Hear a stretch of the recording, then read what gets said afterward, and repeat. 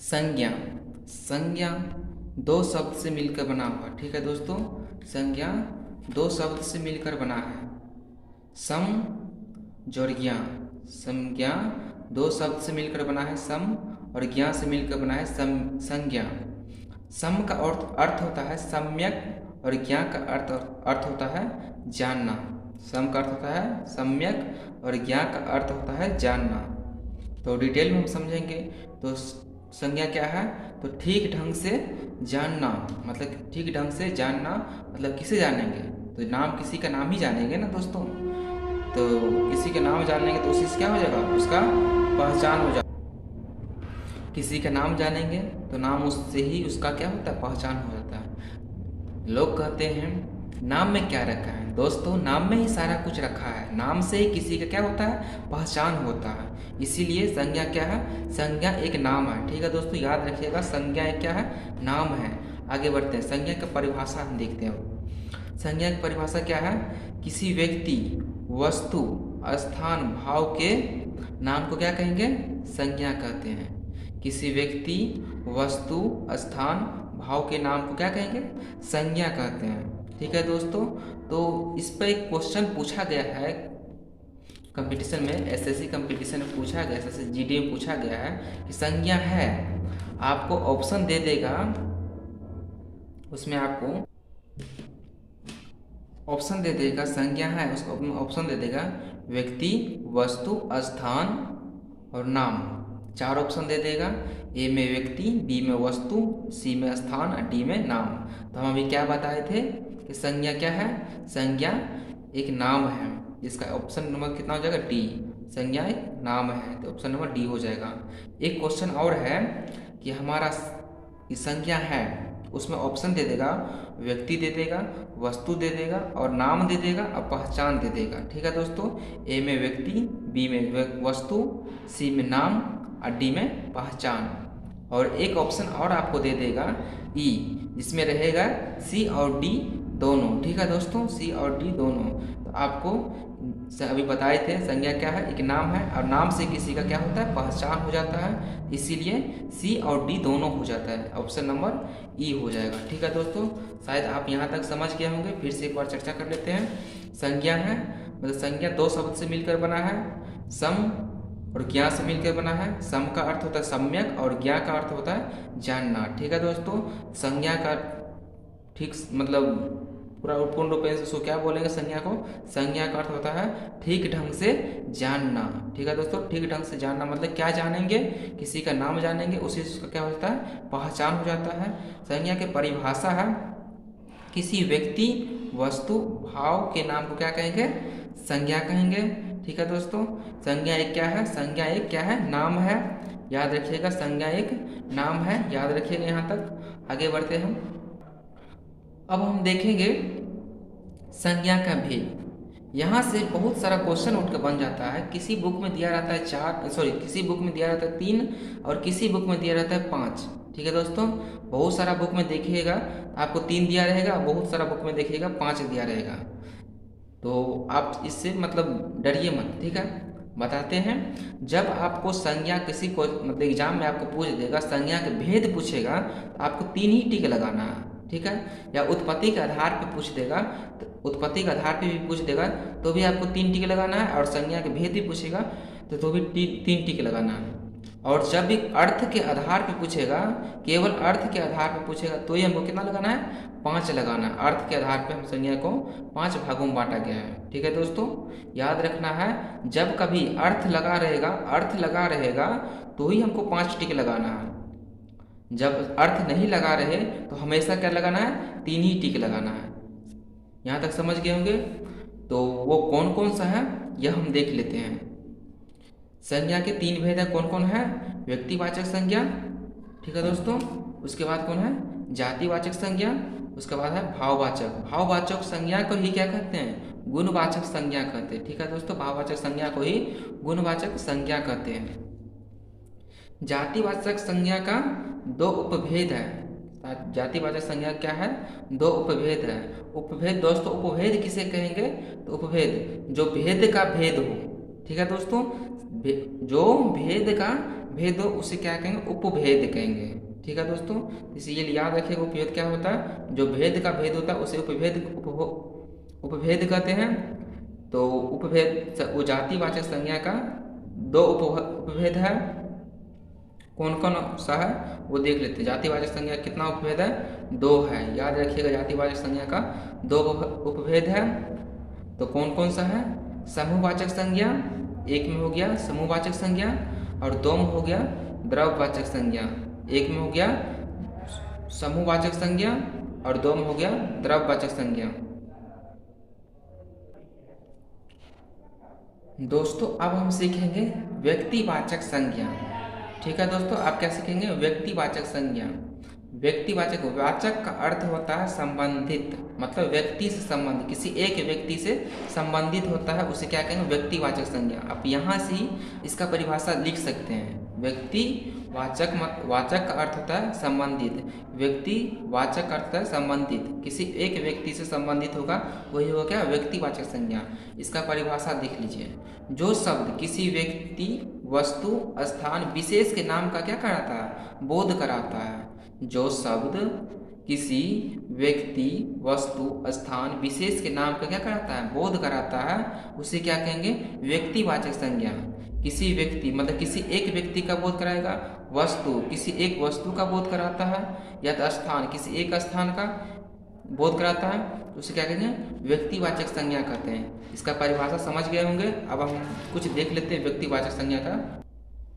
दोस्तों अब हम सीखें, मतलब कुछ उदाहरण देख लेते हैं, व्यक्तिवाचक संज्ञा का कुछ उदाहरण देख लेते हैं। जैसे व्यक्तियों के नाम जो होता है, अपने नाम, व्यक्तियों के अपने नाम, जैसे तुलसीदास देख लीजिए, महेश, राम, श्याम, कोई भी नाम हो गया, क्या हो गया, व्यक्तिवाचक संज्ञा। ये तुलसीदास, मतलब तुलसीदास कोई एक कवि थे जिसका नाम है तुलसीदास, मतलब इसी प्रकार किसी का नाम हो गया, क्या हो गया, एक व्यक्तिवाचक संज्ञा हो गया। नदियों का नाम, जैसे गंडक हो गया, गोदावरी हो गया, गंगा हो गया, यमुना हो गया, मतलब क्या, नदियों का नाम जो हो जाएगा सब क्या हो जाएगा, व्यक्तिवाचक संज्ञा। झीलों के नाम, झीलों का नाम जो डल हो गया, सावर हो गया, सारा क्या हो गया, व्यक्तिवाचक संज्ञा। पहाड़ों का नाम, हिमालय, अरावली, गांवों का नाम देख लीजिए, कोटवा, नगदा, मतलब किसी भी कोई भी गांव हो जाएगा, समझ लिए। ये रोसड़ा हो गया, ठीक है ना, समस्तीपुर, कोई भी गांव का नाम ले लीजिए, ठीक है, जो भी गांव हो गया वो क्या हो जाएगा, व्यक्तिवाचक संज्ञा। जैसे शहरों का नाम लीजिए, पटना, दिल्ली हो जाएगा। देशों का नाम ले, भारत, अमेरिका हो जाएगा, जो भी देश हो जाएगा, चीन, जो भी देश है, सब क्या हो, व्यक्तिवाचक संज्ञा। पुस्तकों का नाम, रामचरितमानस, रामायण, जो भी हो गया, ये क्या हो गया, व्यक्तिवाचक संज्ञा। महीनों का नाम हो जाएगा, जनवरी, फरवरी, जो भी है सब क्या हो जाएगा, व्यक्तिवाचक। महीनों का नाम भी हो जाएगा व्यक्तिवाचक। दिनों का नाम, सोमवार, मंगलवार, बुधवार, जो भी हो गया सब क्या हो जाएगा, व्यक्तिवाचक संज्ञा। ग्रह का नाम, नक्षत्र, जो भी है, चंद्र, रोहिणी, राहु, जो भी होगा क्या हो जाएगा, व्यक्तिवाचक संज्ञा हो जाएगा। त्योहारों का नाम, कोई भी त्यौहार, रक्षाबंधन मान लो, दीपावली मान लो, होली, किसी भी त्यौहार, दुर्गा पूजा, सब क्या हो जाएगा, व्यक्तिवाचक संज्ञा। आगे हम बढ़ते हैं। तो दोस्तों इसके साथ साथ ही हम कुछ क्वेश्चन करते जाएंगे तो अच्छा रहेगा, जिससे आपका सारा डाउट क्लियर होते जाएगा। ठीक है दोस्तों, तो क्वेश्चन व्यक्तिवाचक जैसे हम संज्ञा पढ़ा है उससे भी क्वेश्चन कर लिए। अब व्यक्तिवाचक संज्ञा जैसे हम पढ़ा है, अब व्यक्तिवाचक संज्ञा का भी क्वेश्चन हम कर लेते हैं। एक एक क्वेश्चन करते जाएंगे जिससे हमारा सारा डाउट क्लियर हो जाएगा, और लास्ट में भी हम क्वेश्चन करवाएंगे आपसे, जो पूरा आपको क्लियर हो जाएगा डाउट। तो चलते हैं फिर क्वेश्चन करते हैं। तो सबसे इसमें क्वेश्चन एक पूछ देगा, जैसे एग्जाम में पूछा गया है कि व्यक्तिवाचक संज्ञा है, तो उसमें आपको दे देगा राम, सोमवार, उड़ीसा, और एक ऑप्शन देते हैं उपयुक्त सभी। ठीक है दोस्तों, तो हम बताया था नाम भी हो जाए, किसी का नाम हो गया तो भी राम, क्या मतलब राम से सबसे मतलब नाम हो गया, ये हो गया एक व्यक्तिवाचक संज्ञा। सोमवार बताए थे, तीनों का नाम भी क्या होता है, व्यक्तिवाचक संज्ञा। उड़ीसा मतलब कोई भी शहर का भी नाम या गांव का नाम, राज्य का नाम, कोई भी है, क्या है, व्यक्तिवाचक संज्ञा। इसमें क्या हो जाएगा, उपयुक्त सभी हो जाएगा। अब हम पढ़ेंगे आगे व्यक्तिवाचक संज्ञा की विशेषता पढ़ेंगे। ठीक है दोस्तों, व्यक्तिवाचक संज्ञा का विशेषता पढ़ते हैं। तो दोस्तों अब देखते हैं व्यक्तिवाचक संज्ञा की विशेषता। पहला देखिए, व्यक्तिवाचक संज्ञा क्या होता है, मूर्त होती है। व्यक्तिवाचक संज्ञा क्या होती है? मूर्त होती है। मूर्त का अर्थ होता है दोस्तों, मूर्त का अर्थ होता है जिसे हम क्या करते हैं? देख सकते हैं या छू सकते हैं। देख सकते हैं, छू सकते हैं, उसे क्या कहेंगे? व्यक्तिवाचक संज्ञा। जैसे राम को देख सकते हैं, छू भी सकते हैं। ठीक है दोस्तों, जैसे कोई भी पुस्तक देख लो, कोई भी मतलब क्या, जिसे हम देख सकते हैं और छू सकते हैं, क्या हो जाएगा? व्यक्तिवाचक संज्ञा। मतलब इसका एक विशेषता हो गया कि व्यक्तिवाचक संज्ञा क्या है? एक मूर्त है। मूर्त है, मूर्त का अर्थ होता है जिसे देख सकते हैं और छू सकते हैं। उसके बाद व्यक्तिवाचक संज्ञाओं का नाम जन्म के बाद रखा जाता है। व्यक्तिवाचक संज्ञाओं का नाम क्या होता है? जन्म के बाद रखा जाता है। जैसे पंकज, जन्म हुआ तो उसका नाम पंकज रखा गया। ठीक है दोस्तों, तो पंकज क्या है? व्यक्तिवाचक संज्ञा है। तो जन्म के बाद व्यक्तिवाचक संज्ञा को जन्म को बाद ही रखा जाता है, इसलिए याद रखिएगा दूसरा विशेषता में कि व्यक्तिवाचक संज्ञा को जन्म के बाद ही रखा जाता है। तीसरा है व्यक्तिवाचक संज्ञा अनंत है। व्यक्तिवाचक संज्ञा है अनंत है। उसके बाद पांचवा देख लीजिए, चौथा देख लीजिए। व्यक्तिवाचक संज्ञा का प्रयोग सदैव क्या होता है? एक वचन में होता है। व्यक्तिवाचक संज्ञा हमेशा एक वचन में ही प्रयोग किया जाता है। ये बात ध्यान रखिएगा, व्यक्तिवाचक संज्ञा हमेशा एक वचन में ही होता है। जैसे राम हो गया, हिमालय हो गया, कोई भी चीज़ मतलब संज्ञा हो जो भी होगा तो व्यक्तिवाचक वो एक वचन में ही हमेशा होगा, याद रखिएगा। यहाँ से क्वेश्चन आता है, जैसे आपको दे देगा सत्य है। ठीक है दोस्तों, सत्य है। ऑप्शन में आपको दे देगा, ए में दे देगा व्यक्तिवाचक संज्ञा अमूर्त होती है। बी में दे देगा व्यक्तिवाचक संज्ञा क्या होता है? व्यक्तिवाचक संज्ञा का नाम जन्म के बाद रखा जाता है। ठीक है दोस्तों, व्यक्तिवाचक संज्ञा का नाम जन्म के बाद रखा जाता है। उसके बाद व्यक्तिवाचक संज्ञा का अनंत होती है। ठीक है दोस्तों, एक ऑप्शन दे देगा आपको बी और सी दोनों। तो हमने क्या बताया था? व्यक्तिवाचक संज्ञा क्या होती है? हमने बताया था व्यक्तिवाचक संज्ञा क्या होती है? मूर्त होती है। यहाँ क्या अमूर्त है, तो ये हमारा नहीं होगा। उसके बाद क्या है? व्यक्तिवाचक संज्ञा जन्म के बाद रखा जाता है, ये हमारा ऑप्शन सही है। उसके बाद क्या था? व्यक्तिवाचक संज्ञा अनंत होती है, ये भी हमारा सही है। हमने बताया था कि व्यक्तिवाचक संज्ञा अनंत होती है, ये भी सही होगा हमारा। इसलिए हमारा क्या हो जाएगा? ऑप्शन बी और सी दोनों हो जाएगा। उसके बाद एक क्वेश्चन और है कि औसत्य है, आपको दे देगा औसत्य है।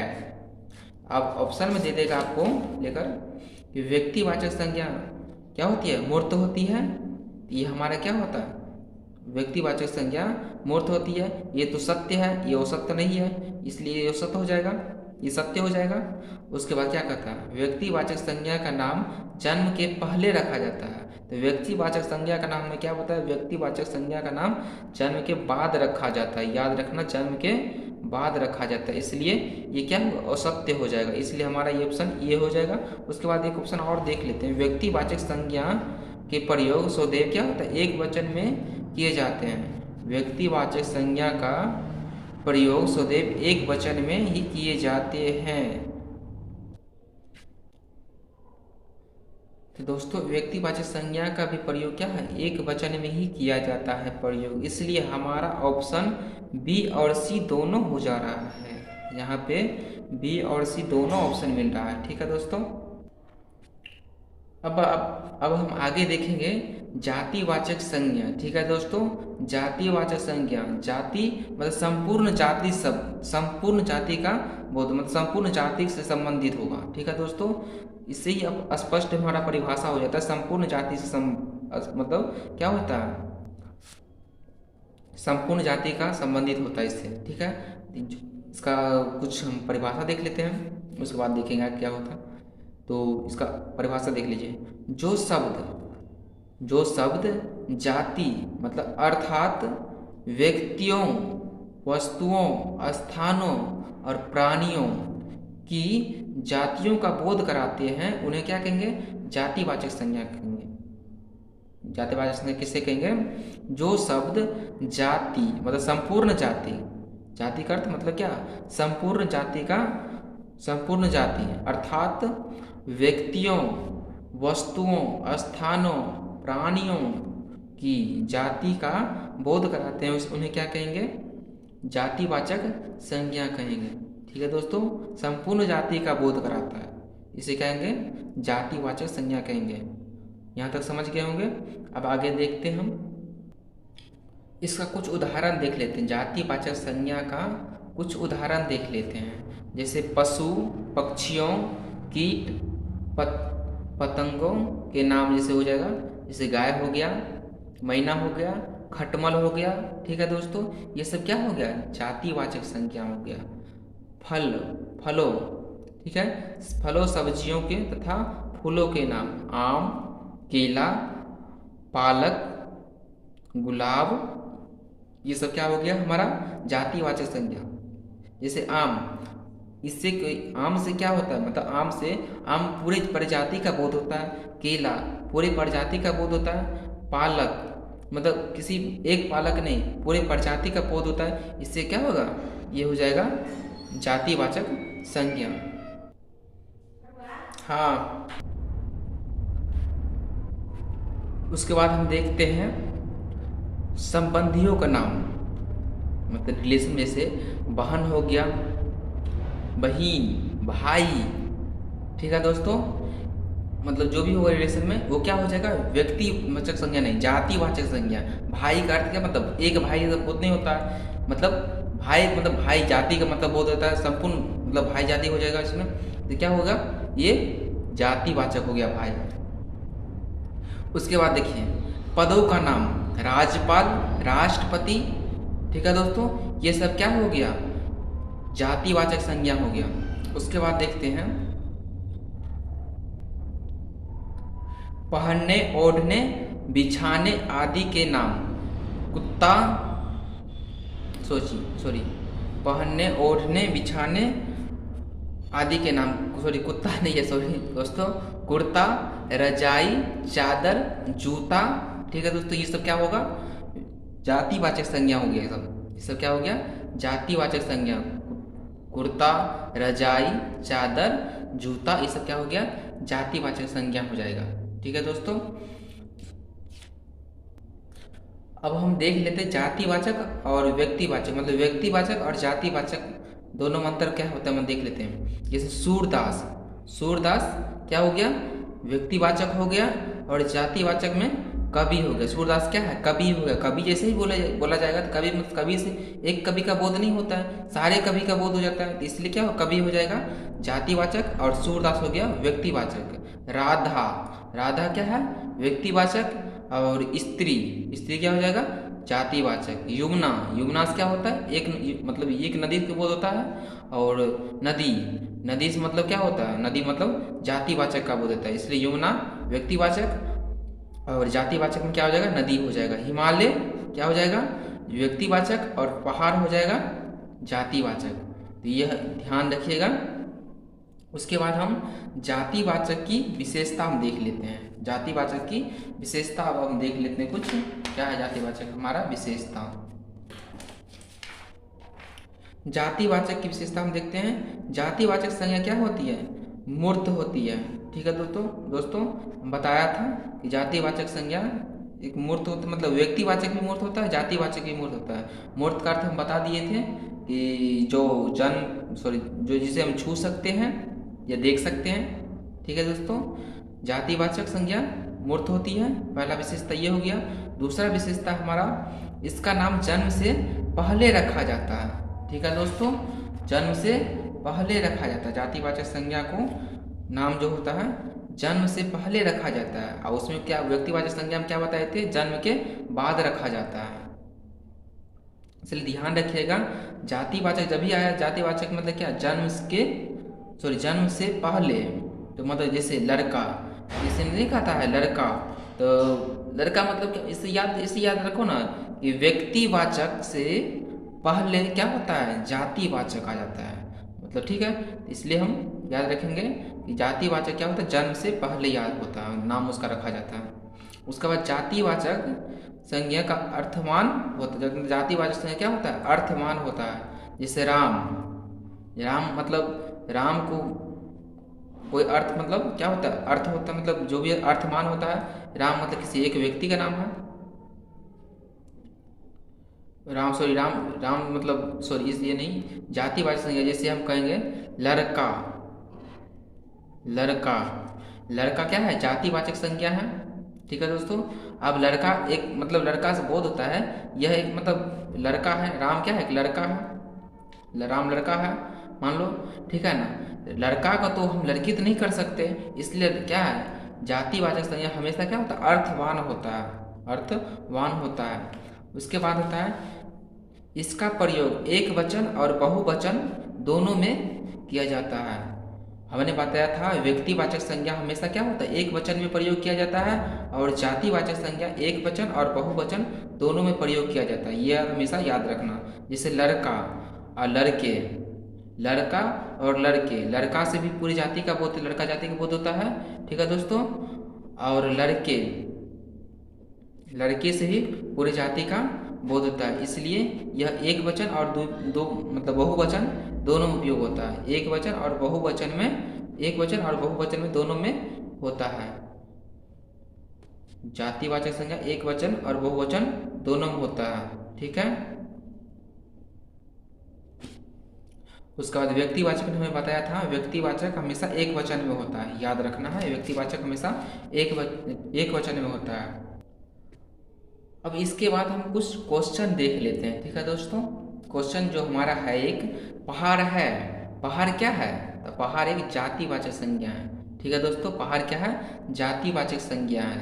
हमने बताया था जैसे पहाड़ों का मतलब पहाड़ों का नाम, तो हिमालय जैसे बोलेगा तो हिमालय क्या है, हिमालय है व्यक्तिवाचक, व्यक्तिवाचक है। ठीक है दोस्तों, व्यक्तिवाचक है। और पहाड़, पहाड़ क्या है, पहाड़ है हमारा जातिवाचक संज्ञा। ठीक है दोस्तों, याद रखना है, पहाड़ क्या है, जातिवाचक संज्ञा, हमेशा याद रखना है। उसके बाद देख लेते हैं जातिवाचक संज्ञा का प्रयोग किया जाता है। जातिवाचक संज्ञा का प्रयोग हम बताया था, हमने बताया था कि जातिवाचक संज्ञा का प्रयोग हमेशा क्या होता है, एक वचन और बहुवचन दोनों में किया जाता है, एक वचन और बहुवचन दोनों में किया जाता है। इसलिए याद रखना है कि जातिवाचक संज्ञा को हमेशा एक वचन और बहुवचन दोनों में, जैसे हम बताया था लड़का और लड़के एक वचन और बहुवचन दोनों में किया जाता है, याद रखना है। जातिवाचक संज्ञा को हमेशा एक वचन और बहुवचन दोनों में प्रयोग किया जाता है। उसके बाद हम देख लेते हैं क्या, त्योहारों का नाम, त्योहारों का नाम क्या है, त्योहारों का नाम हमने बताया था कि त्योहारों का नाम, कोई भी त्योहार का नाम होगा, दीपावली बताए थे हमने, दीपावली, दीपावली, होली, कोई भी त्योहार है वो क्या हो जाएगा, व्यक्तिवाचक संज्ञा। ठीक है दोस्तों, त्योहारों का नाम क्या हमेशा होगा, व्यक्तिवाचक संज्ञा। दीपावली मैंने बताया था, त्योहारों का नाम, त्योहारों का नाम जिसमें दीपावली मान लो, कोई भी होली मान लो, तो क्या हो जाएगा, व्यक्तिवाचक संज्ञा। इसलिए त्योहारों का नाम क्या हो जाएगा, व्यक्तिवाचक संज्ञा, याद रखना है, त्योहारों का नाम क्या हो जाएगा, व्यक्तिवाचक संज्ञा। उसके बाद आता है कोयल, कोयल क्या है, तो कोयल मतलब किसी भी मतलब कोयल से, कोयल से क्या निकलता है, तो कोयल मतलब इससे होता है कोयल पूरे प्रजाति का बोध होता है, इसलिए याद रखना है कोयल क्या है, जातिवाचक संज्ञा हो जाएगा, कोयल एक जातिवाचक संज्ञा हो गया। ठीक है दोस्तों, याद रखना, जैसे हमने बताया था मैना, मैना क्या हो गया, जातिवाचक संज्ञा। ठीक है दोस्तों, इसे गाय बता दिए थे, गाय ये क्या हो गया, एक जातिवाचक संज्ञा हो गया, ये सब याद रखना है। आगे हम चलते हैं, आगे हम देखेंगे पांचवा क्वेश्चन नंबर, पाँच नंबर क्वेश्चन जो हमारा है वो है मेरा नाम कोमल है, मेरा नाम कोमल है। तो इससे क्या होगा, कोमल किसी का नाम है ना, एक नाम मतलब एक नाम है, जैसे हम यहाँ बोल देंगे मेरा नाम कोयल है, मेरा नाम कोयल है, तो यहाँ क्या हो जाता है, कोयल एक क्या हो जाएगा यहाँ पे, व्यक्तिवाचक संज्ञा, किसी का, क्योंकि कोयल किसी का नाम है ना, तो नाम क्या है किसी का, व्यक्तिवाचक संज्ञा हो जाएगा, इसलिए कोमल क्या है यहाँ पे लिखाएगा, व्यक्तिवाचक संज्ञा। ठीक है दोस्तों, अब हम रिवीजन कर लेते हैं, हमने क्या क्या पढ़ा है उसका रिवीजन कर लेते हैं अब। OMR, इसका हम रिवीजन कर लेते हैं। ठीक है दोस्तों, हमने पढ़ा था संज्ञा। संज्ञा क्या होता है? संज्ञा नाम है, नाम बताया था। संज्ञा क्या है? नाम है। नाम से किसी का पहचान हमने बताया था कि किस नाम में बोलता है आदमी क्या रखा है, नाम में ही सारा कुछ रखा है। किसी का नाम, नाम से ही किसी का क्या होता है? पहचान होता है। इसलिए याद रखिएगा कि संज्ञा क्या है? नाम है। नाम से किसी का पहचान हो जाता है, इसीलिए याद रखिएगा संज्ञा एक नाम है। उसके बाद हम देखेंगे संज्ञा के 3 भेद हैं। याद रखिएगा संज्ञा के 3 भेद हैं और अर्थ के आधार पर संज्ञा का 5 भेद है। जब भी अर्थ पूछेगा तो ही हमको 5 लगाना, अर्थ नहीं लगाया जाएगा तो हमेशा हमको क्या लगाना? 3 ही लगाना है। अर्थ पूछेगा तो हमको 5 लगाना, अर्थ नहीं पूछेगा तो 3 लगाएंगे। उत्पत्ति पूछेगा 3 लगाएंगे, कुछ व्युत्पत्ति पूछेगा, कुछ भी पूछेगा। ठीक है दोस्तों, याद रखिएगा कुछ भी आपको पूछेगा अब हमेशा 3 लगाना। अर्थ जब भी लगा दिया आपको, तब आपको 5 टिक लगाना है। याद रखना है अर्थ रहने पर ही हमको क्या लगाना है? 5। नहीं तो आपको कुछ भी पूछेगा आपको हमेशा क्या लगाना है? 3 ही लगाना है। याद रखना है इतना बात। उसके बाद हमने क्या पढ़े थे? व्यक्तिवाचक संज्ञा क्या होती है? मूर्त होती है। व्यक्तिवाचक संज्ञा मूर्त होती है। याद रखना है व्यक्तिवाचक संज्ञा क्या होती है? मूर्त होती है। उसके मूर्त का अर्थ होता है जिसे हम छू सकते हैं या देख सकते हैं। छू सकते हैं, देख सकते हैं। ठीक है दोस्तों, व्यक्तिवाचक संज्ञा क्या होता है? मूर्त होती है, याद रखना। उसके बाद पढ़े थे हमने जातिवाचक के 2 उपभेद। जातिवाचक के 2 उपभेद कौन कौन पढ़े थे हमने? जातिवाचक के 2 उपभेद, समूहवाचक और द्रव्यवाचक। समूहवाचक और द्रव्यवाचक। उपभेद का अर्थ होता है, याद दोस्तों हमने बताया था, उपभेद का अर्थ होता है भेद का भेद, उसे कहेंगे क्या कहेंगे? उपभेद। अब हम अगले नेक्स्ट क्लास में पढ़ेंगे व्यक्तिवाचक संज्ञा का जातिवाचक में प्रयोग और जातिवाचक संज्ञा का व्यक्तिवाचक में प्रयोग। उसके बाद हम पढ़ेंगे व्यक्तिवाचक का रूप, व्यक्तिवाचक का रूप एवं निर्माण। ठीक है दोस्तों, ये हम 3 चीज़ अगले नेक्स्ट क्लास में पढ़ेंगे। तो वीडियो अच्छा लगे तो आप लाइक कीजिए, कमेंट कीजिए और शेयर भी कर दिए, ताकि हम इसी प्रकार अगला वीडियो ज़रूर बनाएं। और अब चैनल पर नए आए होंगे तो सब्सक्राइब करना प्लीज़ ना भूलें। तो आज के लिए इतना ही है, फिर नेक्स्ट क्लास में मिलते हैं।